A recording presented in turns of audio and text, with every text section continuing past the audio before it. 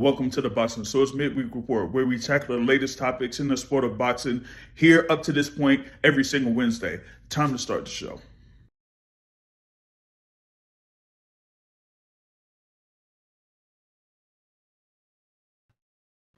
Yo, what's up? What's going on? What's good, everybody? We are here checking in for March 18, 2026, this edition of the Midweek Report.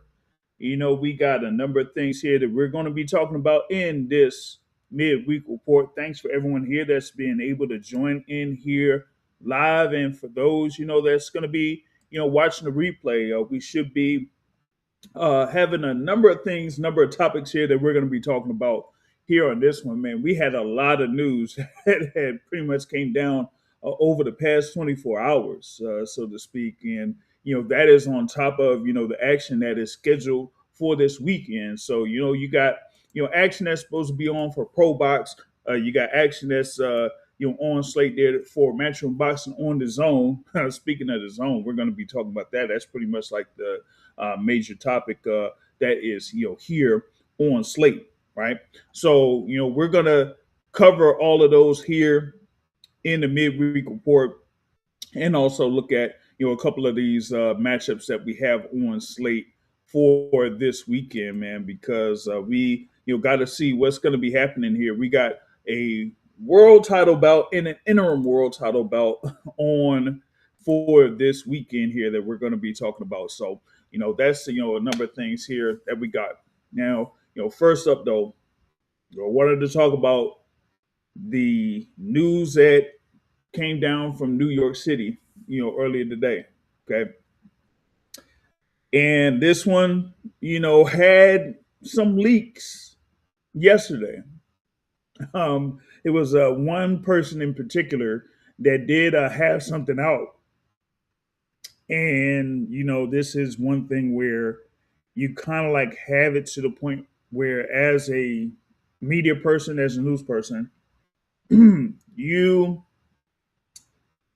you don't necessarily want to be first all the time, or you don't want to be in a rush to be first, because in a sense, what ends up happening is you can end up being first, but sometimes that ain't all what you need to have happen. You know what I mean? So we did get news that Top Rank will have a new broadcasting or media rights deal with Dazn. Okay, now this had been something that I guess had been in the works for some time.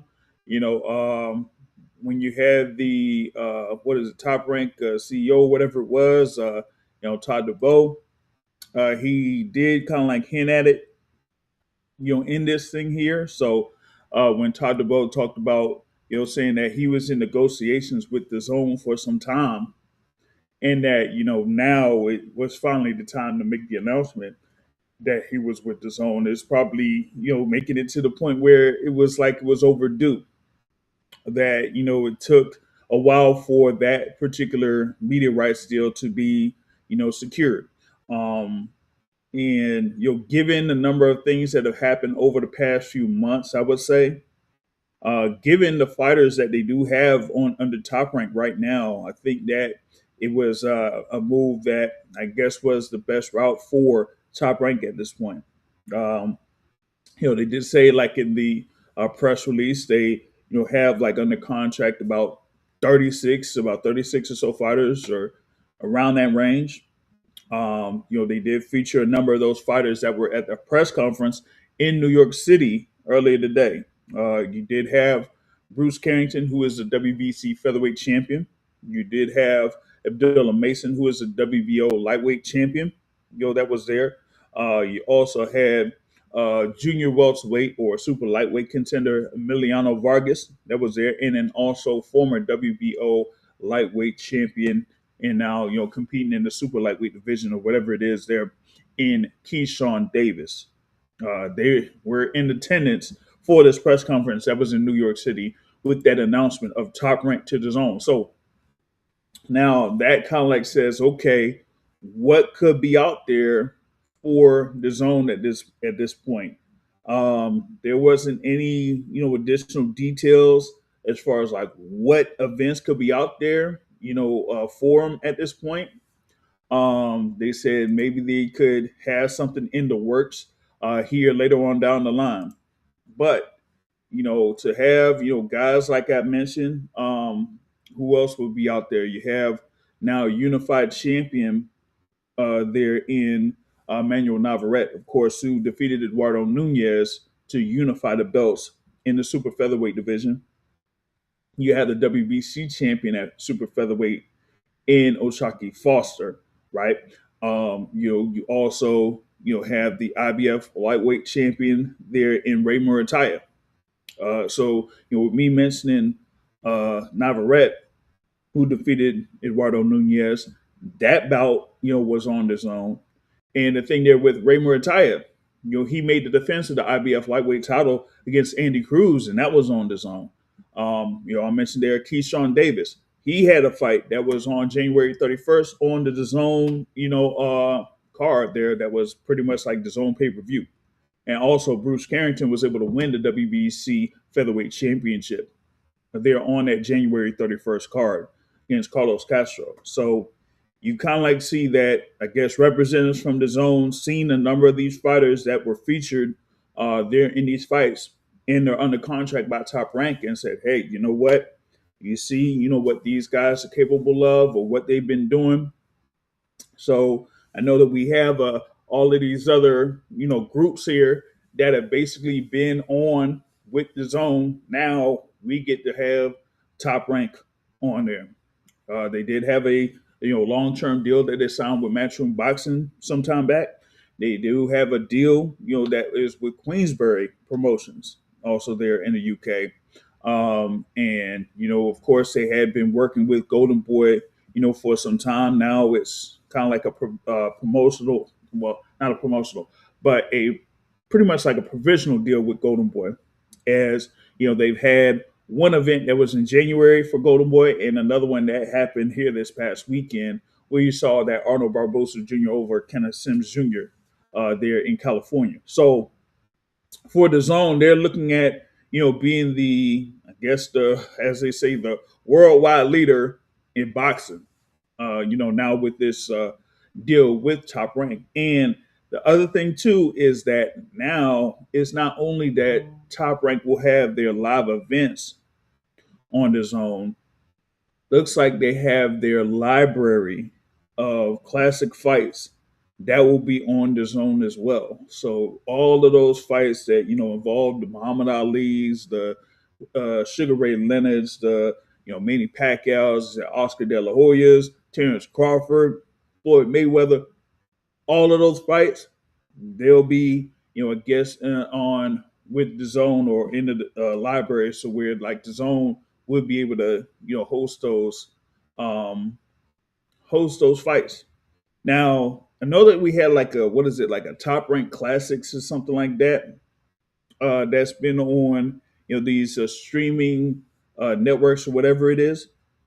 But the Zone also has like one of those channels as well, so we might be seeing those fights on that the Zone channel, whether it's Tubi or whatever it is that you have on the Roku channels or whatever. Yeah, you'll be able to see those classic fights that'll be on those things. So that's what we're kind of like looking at here with this deal that they have between Top Rank and the Zone. Of course, Top Rank has been in existence, as they say, it's been 16 years. So established in 1966 with Bob Arum. Now, we don't have necessarily Bob Arum that was in attendance there, and he wasn't on the mic, but at least we finally got something where we could showcase our fighters. We could have a great card that's coming up, and the fight fans will be able to enjoy our events, or whatever you would say. As I mentioned there, you have fighters like Emiliano Vargas, Keyshawn Davis, and Abdullah Mason. Um, Bruce Carrington, Xander Zayas, unified champion there at 154 pounds. As I mentioned there, IBF champion Ray Murataya. So we got a number of fighters, that are out there and that you could have potential matchups that could, take place in this. Wanted to see if I could, go ahead and share something, if this could, basically work. But I had something where I posted the article, on the Boxing Source website. So I want to see here if I'm able to, share that here with us. So let's see if I can do it. All right, bet. So we got this thing right here. If y'all could see it, and this is like on the Boxing Source website, and it has like a top ranked list, which is 5 fights. We would like to see. All right. Just had like a quick write up where I talked about, a number of the fighters that did score some wins this year. And, that we could have, had something where, hey, maybe they could have been back on with ESPN. But now we know that it's top ranked in the zone. But you kind of like see a few of these potential matchups there. You got Rafael Espinoza against Bruce Carrington. You got Espinoza that is there as a WBO champion at featherweight. Bruce Carrington, that's there as a WBC champion at featherweight. And Bruce Carrington has been calling out for that fight for a long time, and that would kind of like be a unification bout and would be something where you could see who would be the top fighter at 126 pounds. Now, the other one there is Brian Norman Jr. versus Tiger Johnson. You got Brian Norman Jr., who is, of course, a former WBO welterweight champion, but, only has that lone loss to Devin Haney. So we would like to see, where Brian Norman Jr. is right now at this point of his professional career. I think he still has some things that he could do there in the welterweight division. But at the same time, you do have Tiger Johnson that has been coming up in the ranks there at welterweight and scored a big win over Nicholas Flores. That was, on ProBox TV or on ProBox, some time back. But that was like, one of the more impressive victories that was out there in the welterweight division at the time. When this article was posted, you had Brian Norman at number 5 in the WBO and Tiger Johnson at number 8 in the WBO. So I would say that, hey, this would be something to say, okay, is, Brian Norman Jr. still, there to be like one of those guys in the welterweight division, or could it be Tiger Johnson's time? And when I initially mentioned this as a potential matchup, I said that I posted it there because one side kind of like requested to have that fight some time back. All right. He also do have there Emmanuel Navarrete versus O'Shaquie Foster. That would be a unification bout at super featherweight. Ray Murataya versus Abdullah Mason, a unification bout at lightweight. And Teofimo Lopez versus Keyshawn Davis. That has been like something that has been talked about for a long time. But, I'm not sure if that particular fight could happen or not. You know what I mean? So, with that being said, those are like the fights that I would have, I guess, on the list. I would basically have those fights on the list.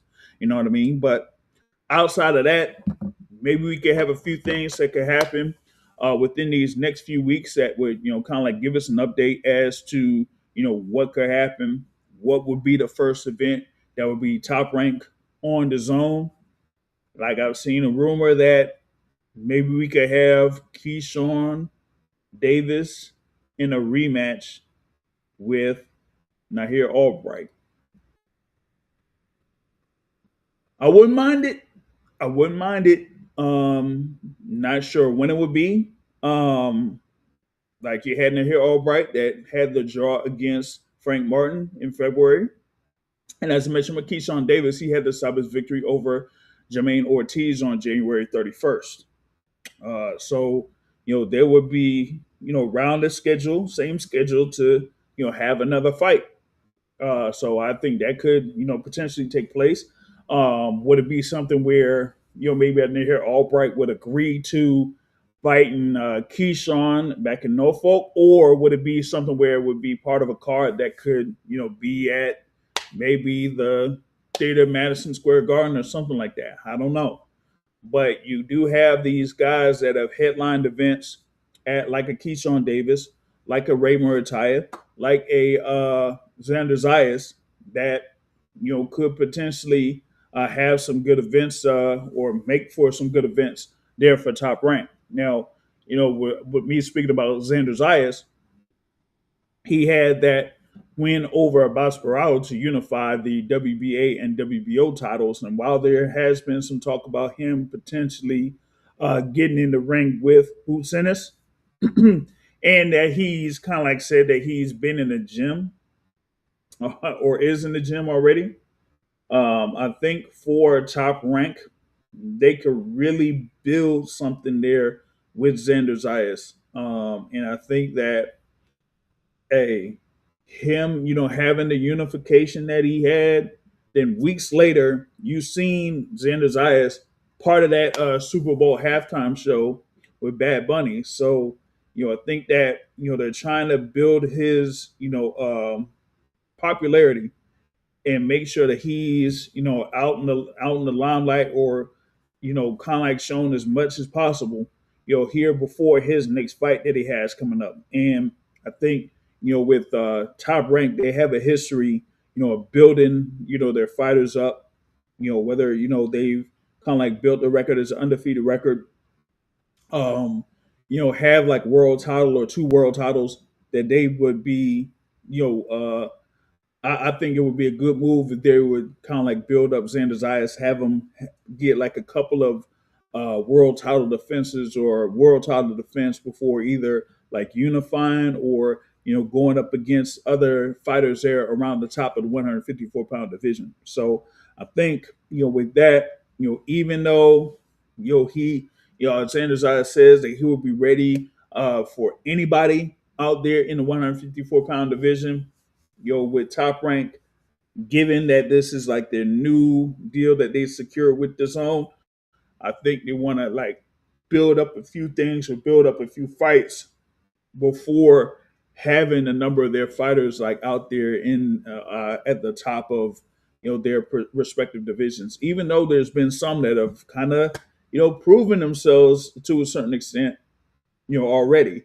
But at least with some, I want to see if they could build some cards up so that they'll be able to do their thing here with Top Rank under Dazn. So that's what I had there. I know I had like I said, the 5 fights that that I would want to see or whatever it is there for Top Rank. But for those that are watching or whatever it is, hey, if y'all got any ideas of like Top Rank fighters, whoever they have on their roster, whatever potential matchups that you would want to see, out there with Top Rank or for Top Rank, just let us know. You know what I'm saying? And we'll probably like feature it on either here, through the through this video or on social media or whatever it is. So we're gonna probably like repost that top 5 matchups there for Top Rank, and then see if anyone has any ideas as far as like what potential matchups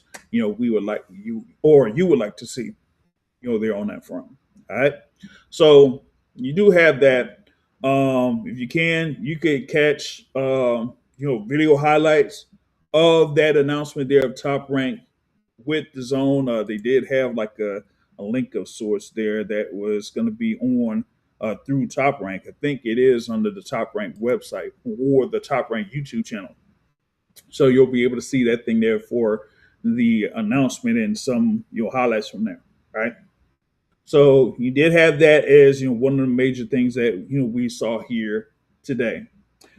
Another news tidbit that we saw today that had been it had been something that was buzzing over the past few days. Okay, since I would say Monday, maybe since Monday, but it really got to a point on Tuesday where people in the media was going insane about it. Okay. So Tuesday, there was something leaked in reference to a bout. Maybe that could have been happening on May 2nd. Okay. And it involved the WBA Super Middleweight Championship. The WBA Super Middleweight Champion currently is Jose Armando Resendiz. I'll say the whole name. All right, screw it. I'll say the whole name. Jose Armando Resendiz, or as y'all know, Armando Resendiz. Now, over the past, I would say 6 weeks or so, it was hinted at that we could have seen Armando Resendiz in the ring there against Jermall Charlo. There had been a report out like a few weeks ago that said, like, hey, Armando Resendiz could have been facing Jaime Munguia, but apparently that kind of like fell through. And then that gave like the inclination that maybe we could have seen Armando Resendiz in there against Jermall Charlo. But I would say within hours of the leaked report that was yesterday, I had been contacted by, or I had contacted, a source of sorts about that potential matchup. And at the time, it wasn't 100%, confirmed. And then, later on down the line, pretty much did, a little bit of a follow up on that, and, nothing 100% confirmed on it. So then we go into the next day, which is today. And now we see that Armando Resendiz will be facing Jaime Munguia, defending that WBA Super Middleweight Championship. And it will be the co-feature bout to David Benavidez versus Roberto Ramirez there in Las Vegas.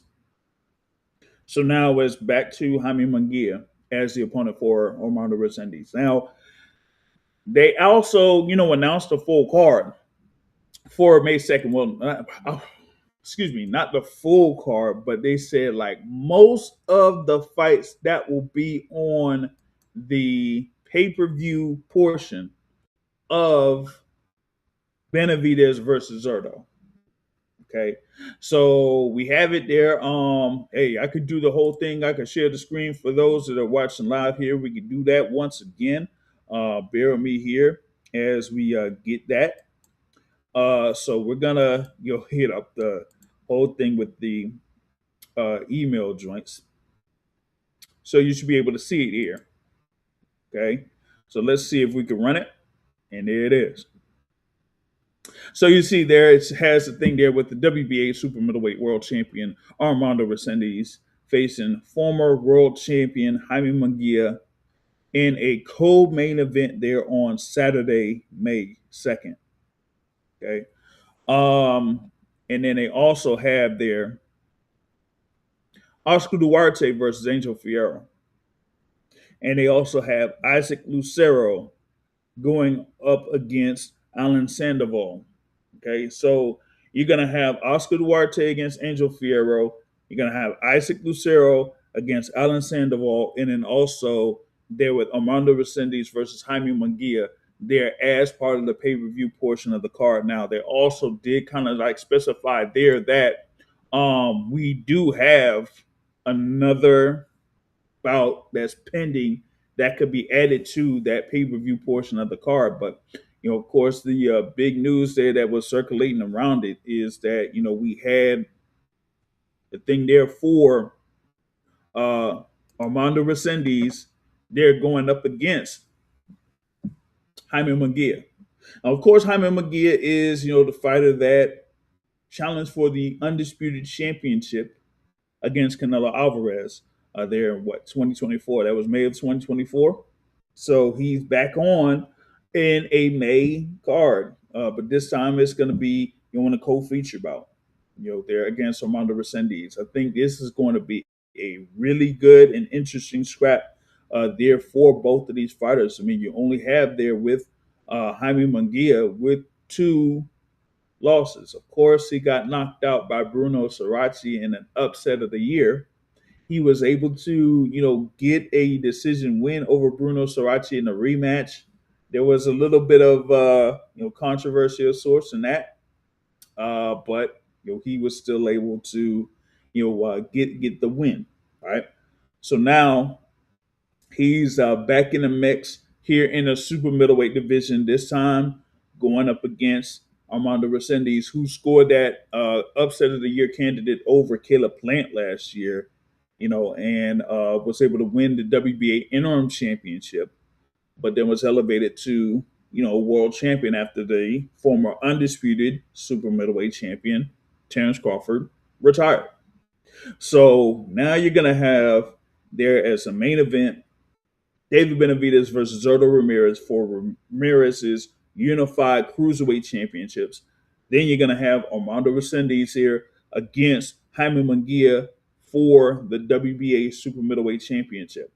Now, I did mention there, you got Oscar Duarte there that's going to be facing Angel Fierro. And, Duarte, remember, he was supposed to be fighting for the IBF championship there in the super lightweight division. But, hey, my thing is, man, it was a tough break. Richard Hitchens, it ended up getting sick. Somebody snitched. But Oscar Duarte didn't get that opportunity to fight for the IBF championship there at super lightweight. Now he's going up against Isaac Fierro. For those that know about Fierro, last year, on February 1st of last year, at the T-Mobile Arena, he had a bout against Isaac Pitbull Cruz that was a serious candidate for Fight of the Year. The only thing with me was I was there in attendance at Las Vegas for that fight card. That was a Fight of the Year candidate, but also Benavidez versus Morrell was a Fight of the Year candidate on that same thing. He said, shout out to my guy Smitty in the building, man. Who you said the hardest man to get in contact with. I'm not sure. Oh, I don't know if you mean like Richard Hitchens or somebody, man. I don't know, because hey, I'll tell you who was like one of the hardest people to get in contact with, and he is a world champion in the super featherweight division. I'll just put it like that. so man, I don't know, man. Maybe it's Richard Hitchens that you're talking about, or whoever. But yeah, some of these fighters, as far as like PR and all that type of stuff, it'd be really difficult to get in contact with them. You feel me? But I was mentioning there with the with Isaac Fierro, right? He is going to be going up against Oscar Duarte. And like I said, it was a tough break for Oscar Duarte. He could have been fighting for the IBF belt at 140, but it didn't quite happen. Now he's in this, fight card here, which is actually turning out to be a pretty interesting card here. It's like all Mexican, showdowns, and you do have it being like cross promotional, with TGB Promotions and Golden Boy Promotions, right? You got Oscar Duarte this with Golden Boy Promotions. Isaac, Fierro there, or Angel Fierro there is, there with TGB, or, handling the things there with TGB.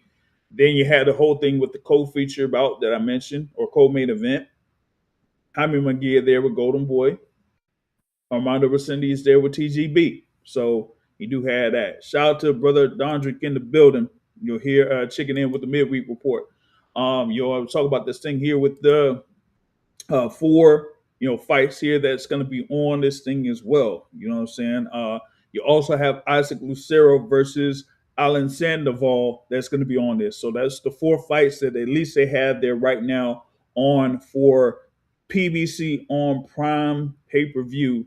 Like I said, you got David Benavidez versus Zurdo Ramirez. You got Armando Resendiz versus Jaime Munguia. You got Oscar Duarte versus Angel Fierro. And you got Isaac Lucero versus Alan Sandoval. Now, what was it? A couple of weeks ago, I had Coach Bob Santos on here on the Midweek Report. And one of the things that I did mention is with he has like a multitude of fighters that he works with over in Las Vegas. And one of those guys is Isaac Lucero. Now, back then I had mentioned the whole thing as far as like the card on May 2nd, and I said, hey, would it be something if Isaac Fierro would be on that card there for Cinco de Mayo weekend? And hey, here you go. Hey, I guess they ask and you shall receive on that front. You got Isaac Lucero that's going to be on that card for May 2nd. You know what I mean? I said, yeah, hey, Fierro ain't nothing to be played with. Yeah, but one thing though, I do got to find out. Okay. After he had that decision loss to Isaac Pitbull Cruz last February, he had another fight. And in that fight, he ended up losing by disqualification.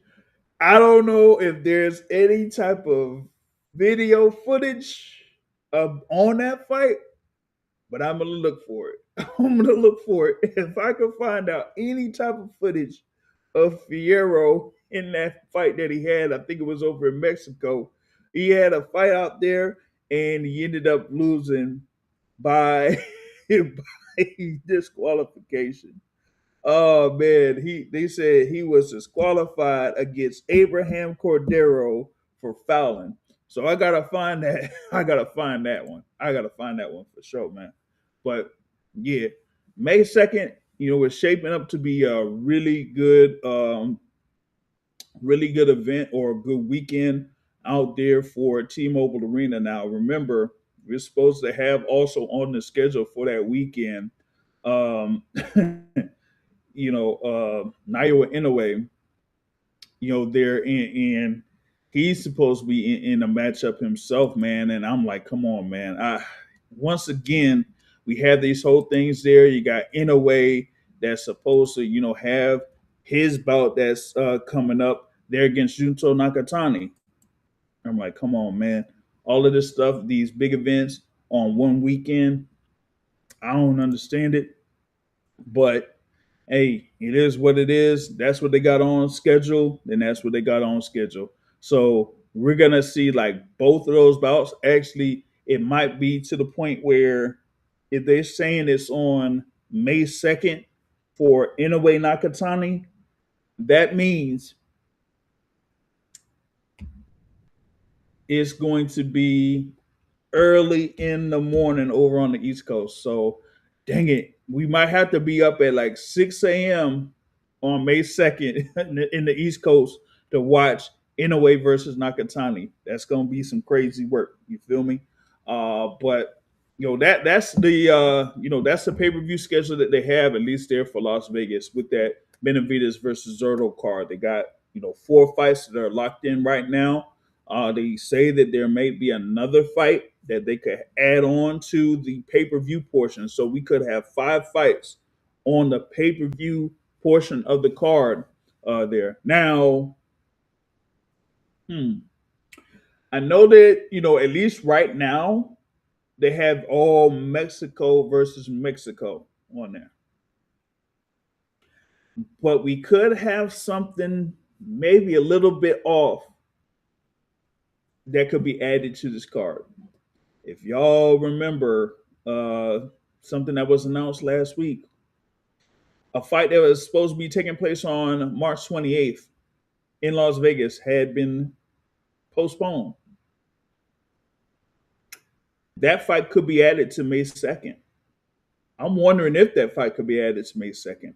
That would be a good fight to add on to May 2nd. But we got to see if that's going to actually happen. You know what I mean? Because, hey, look, if there was an issue with this original date, listen, there might be it's still an issue because, hey, I'm not all too sure and I'm not all too confident in Frank Sanchez being fully recovered or anywhere near 100%. If they're trying to reschedule that fight between Frank Sanchez and Richard Torres, and it could end up being on May 2nd. We'll see. But if it is added to that May 2nd card, then that makes that whole thing there in Las Vegas be really, really good. All right.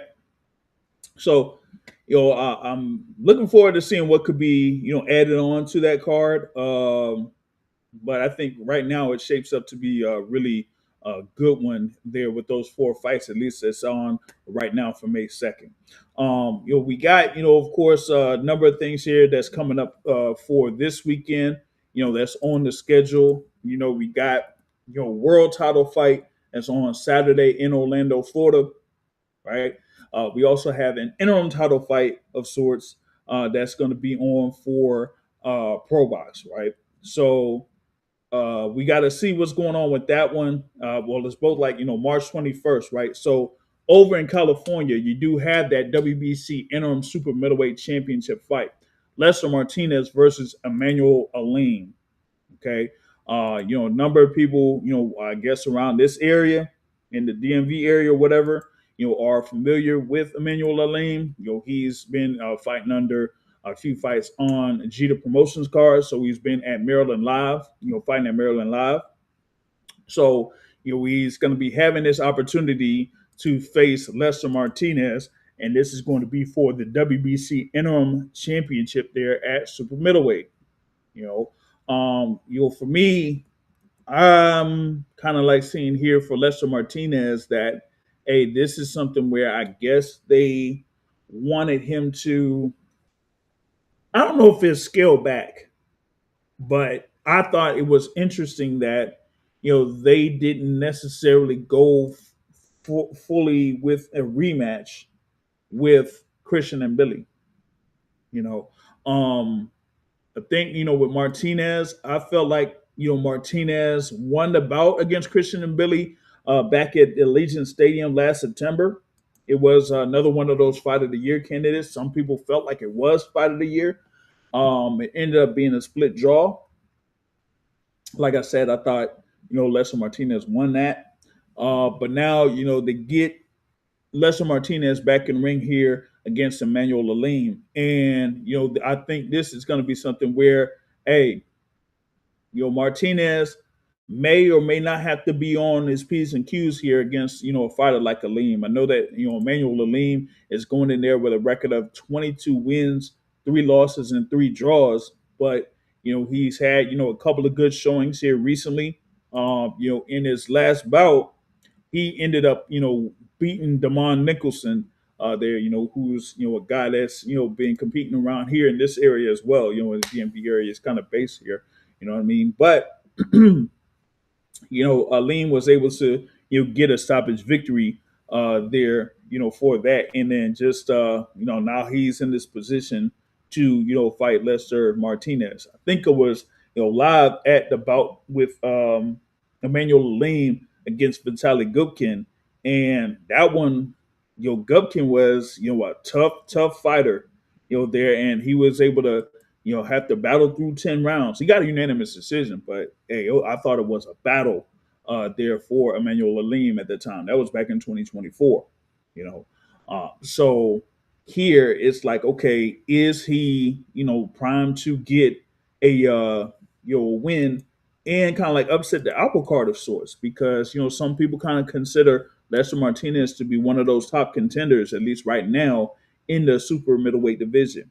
So I like to see if Lester Martinez could be on his P's and Q's here. If he might have a similar performance like he did against Joe Sean James when it was like undefeated versus undefeated at the time, and then Lester Martinez ended up beating him up and got a stoppage victory there.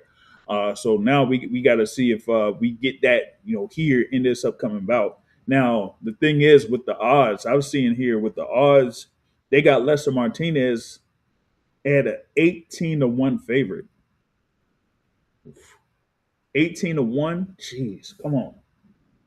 And they got Immanuwel Aleem at like around a 7.5 to 1 underdog. So that's kind of a big task there for Immanuwel Aleem. I've seen a couple of fighters that have been fighting on these what I would say um what secondary cards.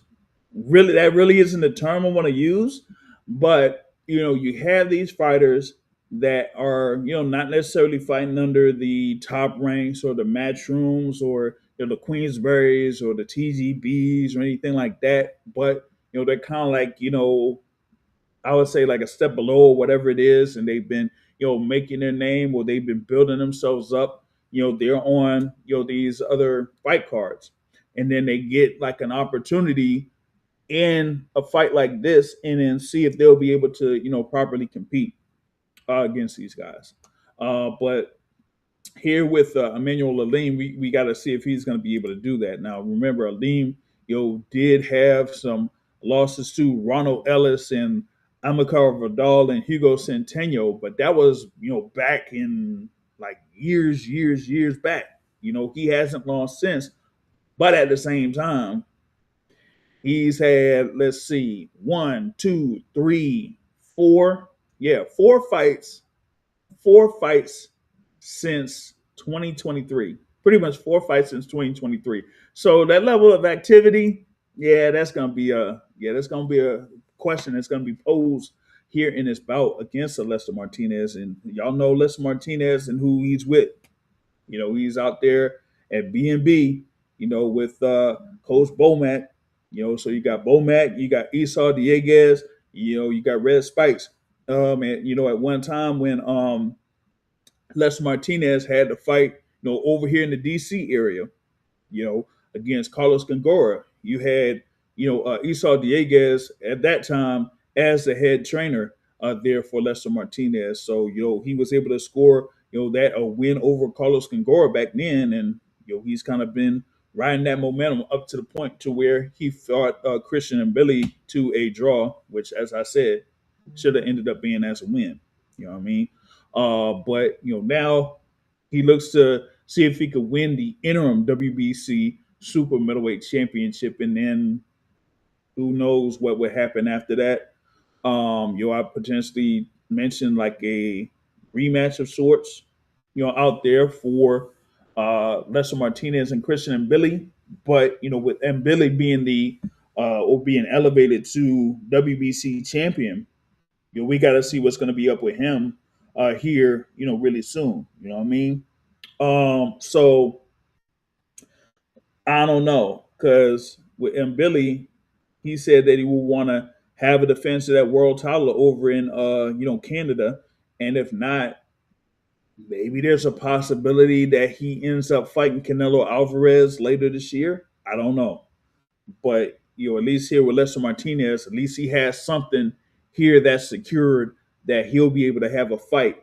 While at the flip side, with like a Christian and Billy, he hasn't fought since that fight against Lester Martinez back in September. So that's what we had there as far as like the main event that's on the schedule there on Pro Box. That is going to be on Pro Box. There, what you got like Albert Gonzalez versus Brandon Chambers. Oh man, wait a minute. Time out. Time out. Time out. Time out. Time out. Man, that's another Jeter Promotions guy. And he's on this card too. Brandon Chambers. I mentioned like how you have fighters that, are under these promotional companies that get these kind of fights here and there. Brandon Chambers is one of those examples. He actually had a fight against Bruce Carrington at one point. Fortunately, he got beat up, but he still got the fight against Bruce Carrington. You know what I mean? And now he's going to be on this Pro Box card. Now, the thing with Brandon Chambers, for those that are around this area, if y'all remember the Jeter Promotions card that was in November, right? He was on there against Ronaldo Gaines, and he ended up winning that bout by unanimous decision. If y'all were there live, I'm just saying, if y'all were there live, y'all know what was going on with that fight. But we're going to see Brandon Chambers that's going to be on this Pro Box card. You've got Anthony Cuba on the card. You got actually former contender Kudratil Abdulkakarov on that fight card going up against Joshua Anton. So that's, what they got on slate there on Pro Box. That's going to be on Saturday. Now you also have there on for Matchroom Boxing on the Zone with that middleweight division. You do have the WBC middleweight champion there in Carlos Adames. He is going up against Austin Ammo Williams there at the Caribe Royale. And as I was mentioning there with Ammo Williams, he did have a bout against Wendy Toussaint when he was originally scheduled to face Carlos Adames back in January 31st. But Carlos Adames ended up, getting ill, and the fight just, fell through. That's funny though. So you mean to tell me that Carlos Adames, he was scratched out the fight on January 31st against Ammo Williams when it was supposed to happen in January 31st. But they were able to redo that bout. But Richard Hitchens couldn't run it back with Oscar Duarte. You know what? Yeah, whatever. All right, so let's talk about this thing here. Carlos Adames, Ammo Williams. All right. So yeah. You said, yeah, man. Yeah, not a bad card, on that joint there for the last thing I was mentioning. But now here with this matchroom. Caribe Royale in Orlando. Ammo Williams versus Carlos Adames. Ammo Williams, pretty much like a year ago, he fought Patrice Voney in that same venue. Yeah, I was out there. I was out there in Orlando, during that weekend. That was like, birthday weekend, all that type of stuff. So I was chilling out in Orlando, catching the fights, all that type of stuff. He was able to get a decision win over Patrice Voney back then. He's had a couple victories after that. Remember, this is the same Ammo Williams that fell short against Hamza Shiraz in that Matchroom versus Queensberry 5v5 in 2024. So now he's back in the mix here to see if he could compete and win a middleweight championship. Now he is there currently, at 20 wins and that lone loss to Hamza Shiraz. Okay. Now, thing with Carlos Adames, he's there as the the WBC champion. I'm gonna get on that that comment that you just posted on there, Dondrick, in a bit, because hey, you right, you absolutely right. But I'm gonna get into that in a bit. But I wanted to talk about this thing here with Carlos Adames, because here's the thing with Adames. He hasn't had a bout since February 22nd of last year when he did face Hamza Shiraz. And that bout ended up being a split draw. Some people felt like Carlos Adames won that fight, but they may or may not have had a little bit of somebody stepping in and saying, "Hey, Hamza, hey, you're losing the fight, or whatever happened." But after that fight that Carlos Adames had with Hamza Shiraz, there was some talk about him potentially having a unification bout with, at the time, a unified champion in Zanabek Alam. That fell through. Supposedly, he had a mandatory challenger there. What is it? Miram Nursultanov. That fight didn't happen. So that's where you fast forward into the beginning of this year, and they had the originally scheduled bout with Carlos Adames and Ammo Williams. So, and then Adames ended up getting sick. So hopefully he doesn't get sick here in these next few days, so that we actually have the fight there in Orlando, Florida. All right. Shout out to Brother Thomas Hill there in the building. Here checking in for the Midweek Report. Y'all go hit the like button, hit the share button here to support the boxing source on this edition of the Midweek Report. Okay. But yeah, that is the key bout here. I was talking about odds as far as like the main event for Pro Box with that Lester Martinez versus Immanuwel Aleem. For Carlos Adames versus Ammo Williams, they got Adames at like around the 3-1 to 4-1 favorite, and Ammo Williams about a 2.3 to 2.7 to 1 underdog on there. So I mean, of course, it's a lot closer than that Lester Martinez versus Immanuwel Aleem, but I want to see what Ammo Williams does in this instance here, because at times you had talked about being out there, like he's been a pro for about 7 years, so it's not like he's like really been in the game for a long time. No, but it's almost like with some of the fights that he's had, that he feels like after his loss to Hamza Shiraz, that this could be like his a make or break as far as like being a serious contender or world champion there in the 160-pound division. And now you're going up against Carlos Adames, who, like I said, has been inactive, since February 22nd. So maybe you could catch Carlos Adames, being a little bit rusty, there in those first few rounds, but then after that, you'll have to see, what he's going to be able to do. But at least say, have it to where maybe some people could be picking Emma Williams to get the win here. It's just that a lot of people are leaning towards the experience level of Carlos Adames, and seeing that he could, go out there and get the victory.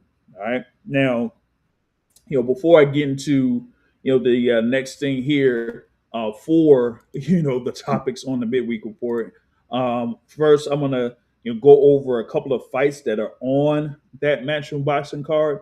You do have Omari Jones there, of course, who had his pro debut at the same venue as his hometown there, Orlando, Florida. He's going to be going up against Christian Gomez, who has a record of 23 wins, 6 losses, and 1 draw.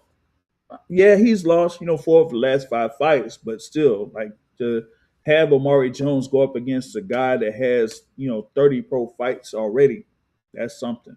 You know what I mean? You got also heavyweight Terra Moana going up against Curtis Harper. There, man. Hey, man, I've seen Curtis Harper on a number of fights, man. And hey, yo, I'm gonna say something too, right? The thing with Curtis Harper, if y'all can, go to his box rec.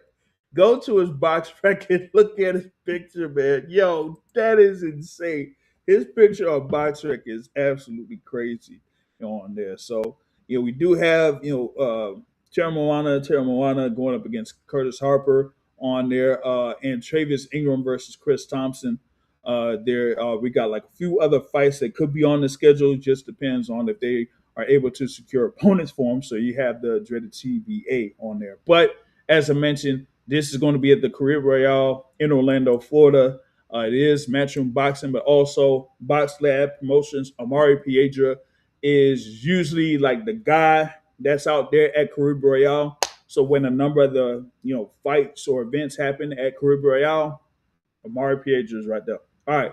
So now, real quick, before I get into this next topic, conversation. Shout out to Dondrick. Here, he talks about this thing here with with this guy, man. Now,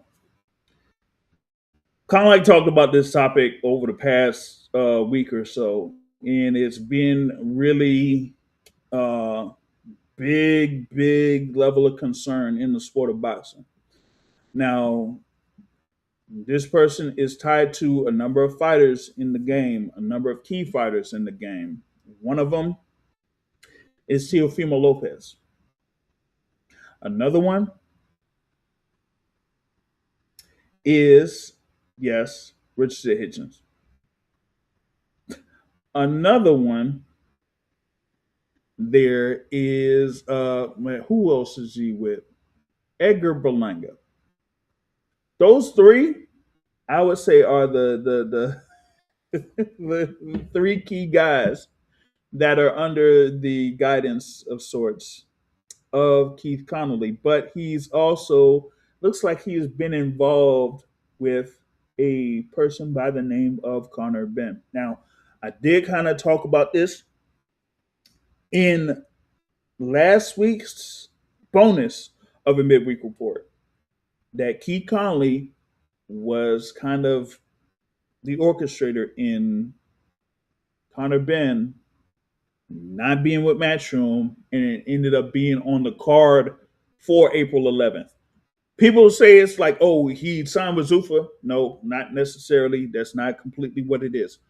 But what I will say is that Conor Ben had an opportunity to go back to Matchroom and say, hey, look, I got this offer for this amount of money. Are you able to match it?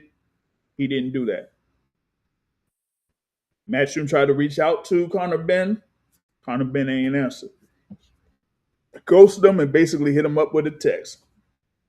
So that's why, as I mentioned last week, when Eddie Hearn had a series of interviews, whether it's on IFL TV, whether it's on Boxing Social, whether it's with Ariel Helwani, that he specifically mentioned that he does not want to work with Keith Conley ever again. Pretty much like the same, like how Oscar De La Hoya was talking about Virgil Ortiz's manager there, man. But I said then and I said now, it's really, really, interesting there. But I seen something from I would say a trainer in boxing, a pretty well known trainer out there in the boxing game, by the name of Rick Ramos, and he said some time back that there would be some movements going on where managers are maneuvering their fighters out of contracts with some promotional companies and getting with, I would say, TKO. Some would say Zuffa, I would say TKO, right? But I didn't necessarily see it at the time. But given what's happened over these past few weeks, now I see the play. Now I see the play. Okay. So when I mention someone like a Keith Conley, you know what I mean? Or, like we said with a few of these other managers that are in the game, you know. Like I really don't want to, mention Virgil's manager because man, I've talked about that so many times, especially when it came to the the whole thing with the lawsuit. So, my thing is like, well, if you got these guys, making these moves behind the scenes and kind of like saying, hey, it looks like they're trying to, I don't know if it's like get rich quick is how some people would say it, but it's almost like maybe they have like another deal that they had in place where maybe the manager gets a higher percentage off of it.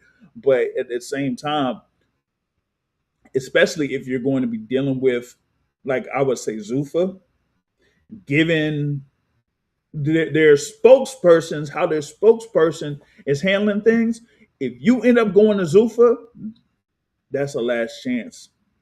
That's the last chance. Oh man, Donald says, hey, he been telling people that managers ain't nothing but boxing politicians. Man, hey, either that or they're lobbyists.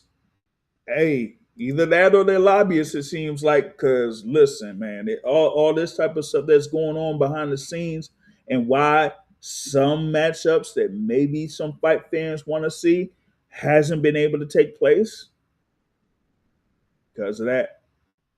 Now, I mentioned a fighter by the name of Virgil Ortiz Jr., and I wouldn't mention the manager's name, and how all of that stuff that went on pretty much like nixed the fight that a number of fight fans wanted to see in the 154-pound division. But you mentioned Keith Conley. Maybe he's kind of orchestrating something to where we're not able to see another fight in the 140-pound division that some of us wanted to see. And we could have had something building towards it if it would have had Richard Hitchens in that fight against Oscar Duarte in February. But nope. You know what I'm saying? Uh, hey man, he looks like Don just on the road here talking about TKO is like APAC. God damn. Wow, yo, that's insane, bro. Oh man. But that, all of that stuff that's going on right there is really interesting, so to speak. So uh I hope things get sorted out, here in the next few months. As far as like the thing with TKO, when he talked about, like, for example, the thing with Conor Ben, TKO group president or TKO group CEO had to say something to the investors to kind of like clean up the whole thing that happened with the PR with Conor Ben and Zuffa and TKO and all of that type of stuff. He had to clean that up.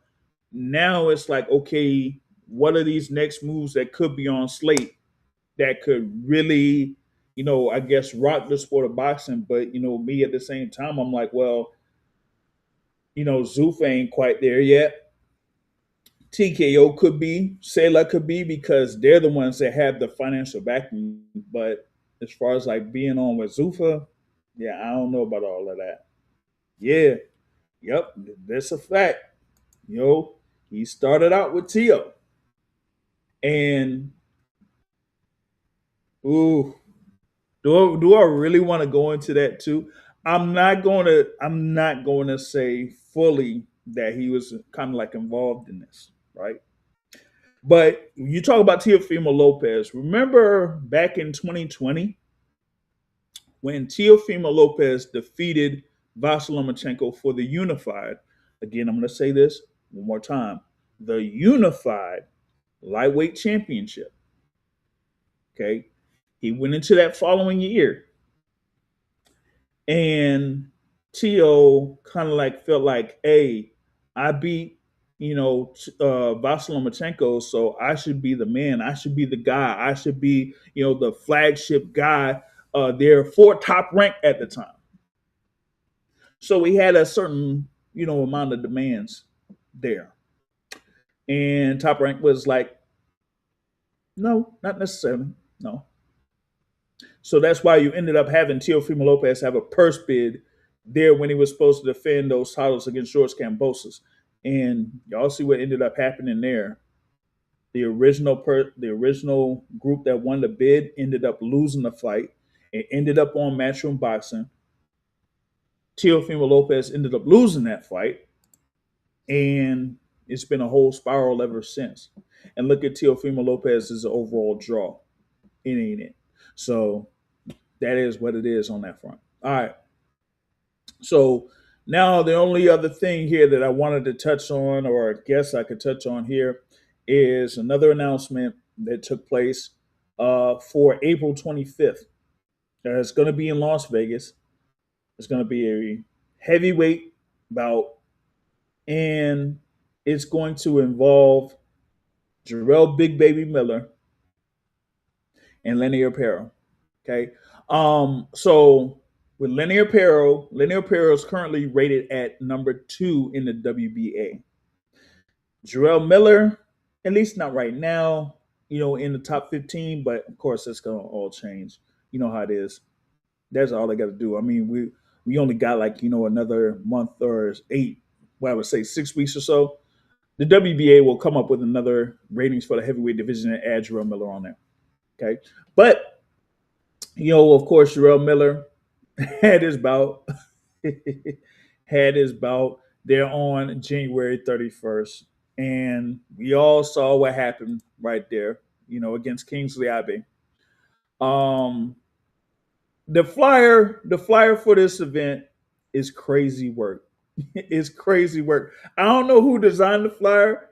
I don't know why they came up with that idea, but they have it to where it's Jarrell Miller on one side, is Lenier Pero on the other side, and of course it's going to be at the Fontainebleau in Las Vegas. So they had like a backdrop of Las Vegas, right? But they had it to where they have a backdrop of Las Vegas, with their famous sign of "Welcome to Las Vegas." But instead of Las Vegas, they got hair razor on it, and then they got like a silhouette of some scissors. That's crazy work. That is crazy work, yo. That's crazy work. Oh man, I'm like, yo, that's gonna be something. But I guess this is something that kind of like was built up for a few months. When Lenier Pero had a fight against Jordan Thompson, This was like back in November. Okay. And he, ended up getting a decision win over Jordan Thompson. After that fight, it was Jarrell Miller that stepped in the ring. So they were kind of like building this fight before Jarrell Miller did have, the bout that he had against Kingsley Abbott, you know. Um, and, that, like I said, that whole situation was crazy. Still crazy to this day. Um, but you have Pero that is actually signed, with Matchroom Boxing alongside Box Lab Promotions or whatever it is, right? And you have Jarrell Miller that has been working off and on with Matchroom Boxing. Eddie Hearn had some statements in reference to Jarrell Miller's performance against Kingsley Abbey. Some people may have thought that Kingsley Abbey probably should have been, the one to get the decision in that fight. But hey, they got it to Jarrell Miller. He's still, there as a maybe a contender of sorts. They're in the heavyweight division. He only has that lone loss, where it was a stoppage loss there against Daniel Dubois. So, but at least for me, given that he's had those instances where he could have fought Anthony Joshua that fell through. A couple of other, moments outside the ring, that happened to him. So, with this, it's like, okay, this might be his last shot to really contend in the heavyweight division. If he doesn't get this win over Lenier Pero, we'll see how that goes. But on the flip side with Lenier Pero, who I'll be talking to or talking with, who trains Lenier Pero, and that's Bob Santos. So, I did reach out to him here recently, and with that, they're supposed to, have the press conference for that bout here, I guess tomorrow. And then, once all of that stuff is sorted out, then we'll, get back with Bob Santos. We'll catch up with Bob Santos about that fight. And then also, as I was mentioning earlier, Isaac Lucero being on that May 2nd card. So we're going to have a few things that's going to be on the slate for next week here on the Boxing Source. So y'all be sure to tune in on this particular channel, whether it's on YouTube or on Rumble, where we'll be able to talk about a number of the stories that are coming up. What else I have there that's on slate, man? We still have, the upcoming bout March 28th there with Keith Thurman and Sebastian Fundora for the WBC Super Welterweight Championship. As I mentioned, we could have had, Frank Sanchez versus Richard Torres on that card, but it's ended up being scrapped. So we do have like a new bout that's supposed to be on there, and that is Joannes Tejas versus Brian Mendoza. That's going to be the co-feature bout. You still have Yoanli Hernandez and Terrell Gausha on the card, and Elijah Garcia versus Kevin Newman II on that card. So that's the current schedule there for the fight card on March 28th. All right. Is that, yeah, man, we do have some good action here, on these next few weeks. We also, have what else is on slate on the schedule for April, like April 4th, April 11th, April 18th. Good fights, good things to kind of like focus on. But also, for March 28th, we also have in Manchester Moses Atama versus Jermaine Franklin. Okay. So be on the lookout for all of that. There might be something here on my end in reference to that particular fight, but it's going to be, on something different. Okay. So you might have to, follow social media for all of that. But that's another fight for y'all to watch out for is Moses Atama versus Jermaine Franklin. Of course, it was a rescheduled bout. It was supposed to happen in January, but got rescheduled here to March 28th. But, we got that for March 28th. April 4th, we got Deontay Wilder versus Derek Chisora. Y'all got to look forward to that.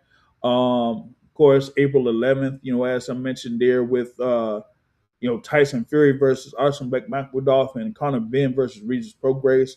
So we have all of that. Remember from the previous weeks, we do have the launch of MVPW, their first bout or their first fight card that they're going to have on the ESPN app is going to be April 5th. That's headlined by Caroline Dubois versus Terry Harper. And of course, for April 17th in New York City, you're going to have there with Alicia Baumgartner versus Bomi Ray Shin and Shadesa Green versus Lenny Daniels. So we got a lot of fights that's going to be coming up here over these next 4 weeks or so. You know what I mean? He said Frank Sanchez is the oldest 30-year-old he's ever seen. That's crazy work. Oh man. Yeah, but I mean, as I mentioned there with Frank Sanchez, again, hey, don't be surprised if that particular fight gets moved to a date a couple of months from now. We'll see. But if it is, I'm telling you, that card for pay-per-view, man, they'll be doing it up with that. But I don't know. I don't know. But that's what I got here, man, under what I'd say around like an hour and 15 minutes or so. That's what I got here for this edition of the Midweek Report. Thanks for everyone that's listening live. Be able to hit the like button, hit the share button, share the stream. Here we appreciate it here at the Boxing Source. We'll be back at it with the Boxing Source podcast scheduled for Sunday evening at 7:30. We had the thing there with Real Boxing with Coach Ronnie Shields yesterday. So that is, on the channels here for Rumble and for YouTube. So if you didn't check it out live yesterday, you can catch the replay that's available for y'all to watch or listen to here.